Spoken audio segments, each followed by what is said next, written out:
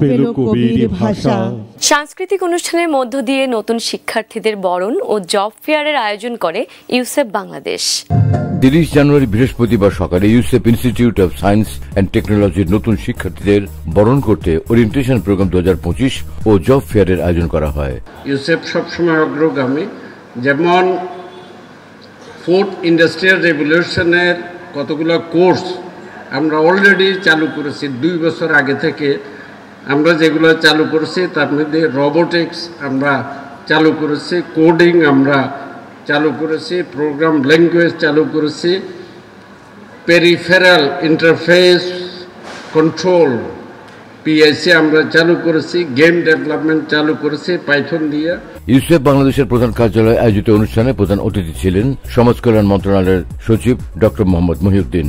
বিশেষ অতিথি ছিলেন Bangladesh development bank PLC chairman Ahmed Ismat, UCEP board of গভর্নর্সের vice chairperson Uzma Chowdhury CPA এবং বাংলাদেশ ডেভেলপমেন্ট ব্যাংক পিএলসির ব্যবস্থাপনা পরিচালক ও CEO Mohammad Jasimuddin. UCEP board of গভর্নর্সের চেয়ারপারসন ডক্টর ওবায়দুর রবের সভাপতিত্বে অনুষ্ঠানে ইউসেপ বাংলাদেশের নির্বাহী পরিচালক ডক্টর মোহাম্মদ আব্দুল করিম উপস্থিত ছিলেন।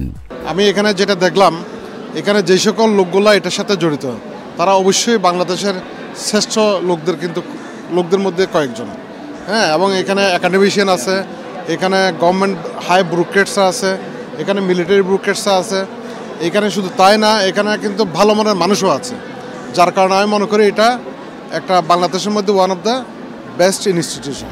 শিক্ষার্থীদের উদ্দেশ্যে কারিগরি শিক্ষার গুরুত্ব, ক্যারিয়ার গঠনের সুযোগ ও চাকরি সম্ভাবনা নিয়ে অতিথিদের দিক নির্দেশনামূলক আলোচনা শেষে কয়েকটি স্টল ঘুরে দেখেন অতিথিরা। আলোচনা শেষ হয় মনোজ্ঞ সাংস্কৃতিক পরিবেশনা, এতে সঙ্গীত ও নৃত্য পরিবেশন করেন শিল্পীরা।